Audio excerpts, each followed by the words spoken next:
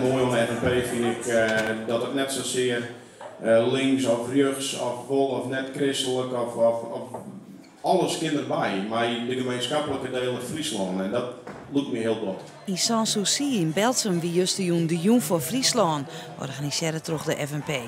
Haar doel is om met muziek en discussies jongeren te beloeken bij de politiek en vanzelfs bij haar partij. Ben ik zaken die gaan hoe willen, gaan hoe leefbaarheid in het dorpen. Ja, die rekken worden politiek, maar het is vaak net een zwaarste onderwerp. En dan wordt gauw zo'n voorbijfietsen. En dan hebben we door regeljouwing voor evenementen die juist voor die sociale cohesie die dorpen zorgen. Wij vrijwilligers de druk met naar binnen. Ja, dat zit wel eens voor. We zijn, laten we nou het aardige daarmee combineren.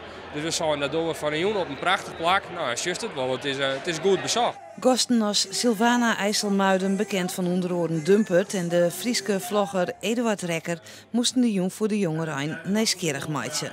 Er kwamen 200 mensen op aan. Zit je me altijd heel aandachtig te luisteren of wil ik alleen een biertje? Oh, we zitten echt te luisteren, want ze zijn krijgen dat ze mij van Masti stilhouden, we want wel luisteren. Dus ik mag me al stilhouden. Ik vind het een heel leuk initiatief van de FNP om in deze sfeer zoiets te organiseren. Maar ik bedoel, normaal word je dikke feesten georganiseerd.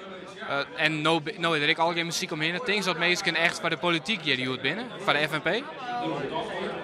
Sommigen wel, sommigen net. Als ik alles heb beheerden mij, dan vind ik dat de FNP aan mijn kant, wat ik ervan vind, het beste is. Ze staan alle keer op rug te luisteren wat er op het podium badden.